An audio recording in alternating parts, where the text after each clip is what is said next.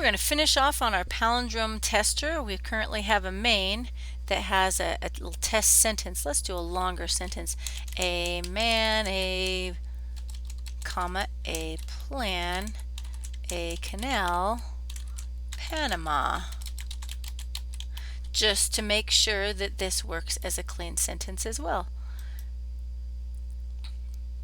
Come in here, there it is. Okay, so now that we've got that tested out, let's go on to the next part. In the next part, what we're going to do is we're going to create a method that will take our sentence, our clean sentence, and display it, and it will return back a backwards version of that sentence. We're basically going to reverse our string, the clean version of our string, that is. Okay, so let's code another method. This is after my end clean but before my end class. And what do we want our method to do? What information do we need? And what is it going to solve? Okay, we need it to, let's see, what do we need it to do? We need it to reverse our string. We need it to reverse our clean sentence. So how about if we call it reverse? I like that. Okay, what information do we need? Well, we need the sentence, but it's part of our class, so we don't have to have it as a parameter. And specifically, we need a clean version of our sentence, which we already have as part of our class as well. So we don't have to, isn't object-oriented programming nice? Look at this, you don't have to pass variables anymore. Yay! Okay, so I don't really need any information to be passed because it's all part of the class. What information is going to be returned? Well, the reversed version of our clean string. So I'm going to say string reverse. All right. Okay, I'm going to start this off, and I am forgetting to put public on the front of my methods. You'll also want to put public on the front of this method. Java by default puts the methods as public, so it's not too big of a hassle. I think either that or by default it's private. I can't remember now, but no, it's public. I think by default it's public. So it's important to put private on the variables. It doesn't really matter as much on the methods because by default I believe it's public. All right, so I'm going to start this off the same way I started off my get clean. So I'm going to say string, and I want my clean version is equal to get clean. So all this is doing is getting a clean version of my sentence because I've already coded this and I've already tested it and I already know it works. Now what I'm trying to do is get my backwards version. So I'm going to say string backwards. I'm going to start that out at nothing, and then as I get every character, I'm going to add it to my backwards string. Okay, so what do I want to do? This time I want to do something similar to this. I want to iterate through, but I don't want to iterate through forward. I want to iterate through backwards. So I know I'm going to use a for loop. But I'm not starting at 0. I'm going to start at my clean version dot length.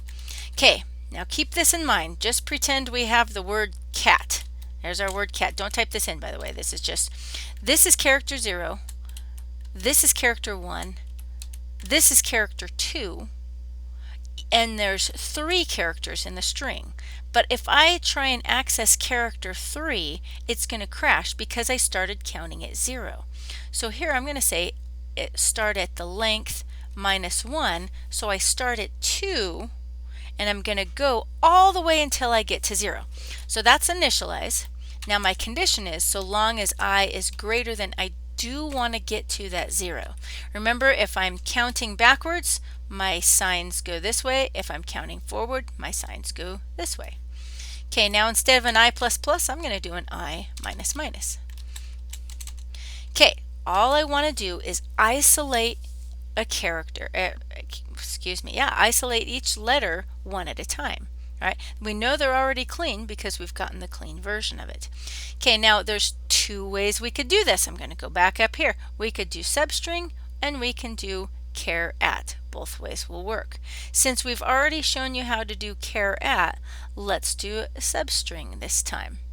So I'm going to say my backwards plus equals the clean version of my string. So there's a couple ways you could do. You could do dot char at I. That would work because all it's doing is getting this character, which is the backwards one, and adding it to this so it's in reverse. That's one way of doing it.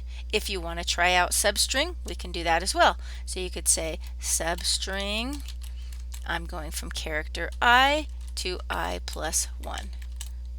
That's why this one's a little bit more difficult because you need the two parameters. Okay, once you have the string backwards, then I have to return, that's what I want to return. So I'm going to say return backwards. Okay, let's test just this part out. So I'm going to go back, let's compile it first, I guess. Dun, da, da, dun, da, da, da, da, da, da, dun. Operation complete. Nope, it's thinking. Okay, going back to our palindrome tester, and instead of printing out get clean this time, I'm going to print out backwards. Okay, now I might want something a little easier to test. There's no way I'll know if my palindrome is actually working or not because it's palindrome. So I'm just going to do A, B, C, D, E, F, G. There we go. That's what we'll test. Compile this and it should show. Oh, can I not spell backwards? What did we call our method? Didn't we call it backwards? Reverse. Reverse means the same thing as backwards, doesn't it? Alright, there it is. And there is my A, B, C, D, E, F, G backwards. I could even put in exclamation marks and commas and spaces and all sorts of weird things, and it will still show without any of those characters in because I'm only making the clean version of my string backwards. Okay, I think we got one last part to this program. We're going to do this really quick within this same video. Hopefully this works because all we have to do is now determine if something is a palindrome or not. Okay, so let's count brackets. This one ends the for loop. This bracket right here ends the reverse. Okay, so after this one ends, but before my class ends, I need one last method to determine if something is a palindrome or not. What do we want it to do? We want it to determine if it's a palindrome or not. How about is palindrome? That's what we want it to do. What information do we need to determine if it's a palindrome or not? Well, we need the string, the clean version of the string forward, and we need the clean version of the string backwards, and we need the sentence itself. But all of that is part of our class, so we don't really even need any parameters in this case. What are we going to return if something is a palindrome or not? That sounds like true or false.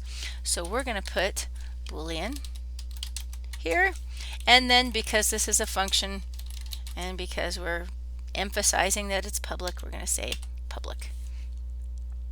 Okay, so all I have to do is get the clean version of my string. So string clean equals, what did I call it? Get clean? Get clean, there it is. And I want the backwards version. String backwards equals reverse. If these two are equal, it's a palindrome. If these two are not equal, it's not a palindrome. Okay, if statement. Okay, can I do this?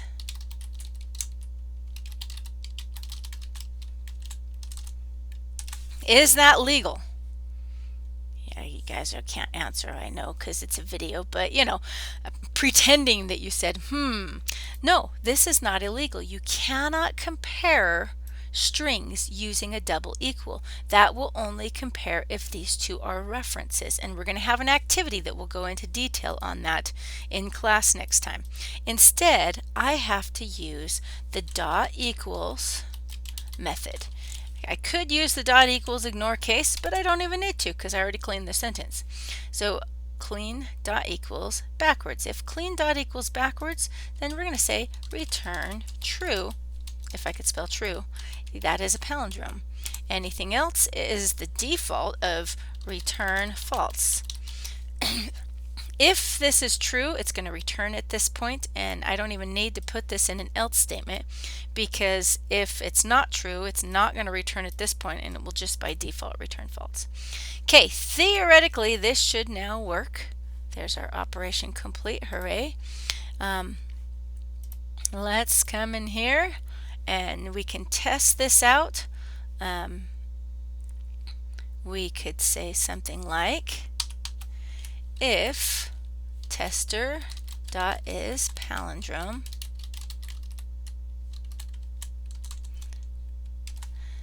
then we'll print out our sentence again.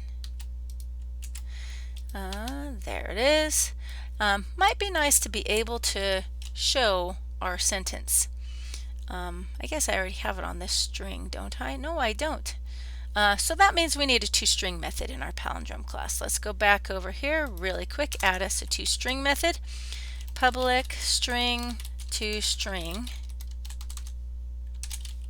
And all I'm going to do is return my sentence. And that's going to have all of the spaces, all of the punctuation, all of the upper and lowercase, because I've never actually modified this. I've only used it in order to get a clean and a backwards version. Okay, just make sure this still works. Compile it. Okay, so now here I can print out tester, and that will print out my string because it's the toString method, is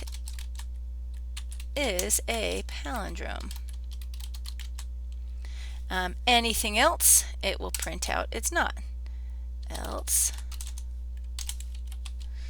And then we'll copy and paste for the is not a palindrome. Okay, I've got this. We know this one's not a palindrome, so I'm going to get rid of this tester down here and go back to my original palindrome. There it is. Comes in there, compile it, is a palindrome. Very nice. Okay, now it might be nice if we could actually get the user to enter this in. So that's where you could come in and get your scanner. So instead of saying that, I will do like a system.out.print statement here. Enter a sentence, or press enter to quit. I like that. And then we'll read in their sentence. We need a string. Let's declare our variable up here. String sentence. And then down here I'll just define what it is. Sentence equals in dot next. Now, a couple methods we could do. This would only get in the next word. If I do in dot next, I want to do in dot next line to allow them to enter in an entire sentence. Then down here, all I have to do is get rid of my literal text. This is called literal because you can't change it. It's just there. That's what it is. It's not a variable. It's literal. And I can put my sentence there. There we go. That way it will test out this particular sentence. Now we want this to repeat until the user chooses to quit. We want it to go through our code at least one time. So I'm going to tab all of this over and stick this into a do while loop.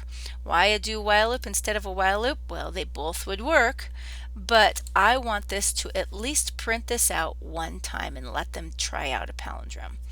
So here I'm going to go in and say do while. You know what we could do? We can use the length of the sentence. If they press enter, then our sentence length is going to be 0. So here I'm going to say, well, sentence dot length, length,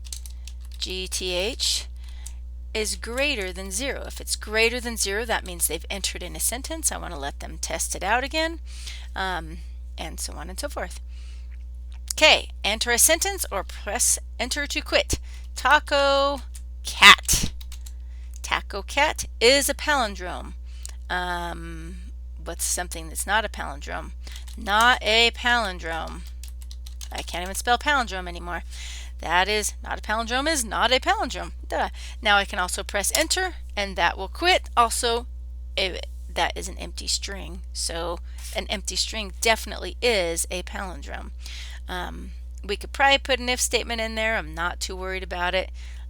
We could do, I'm not worried about it. I like that. An empty string is a palindrome. Yeah, we could.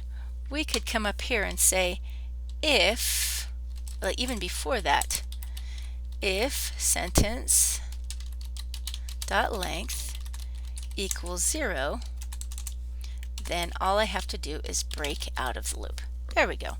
Now that should work. Compile that, run that. This time I'm just going to press enter and nothing happens. My program ends. All right. Well, I hope you have enjoyed strings. They're a little tough, a little tougher than we've done, but I think you guys can manage it. Get this done, get this submitted, and we will see you in class.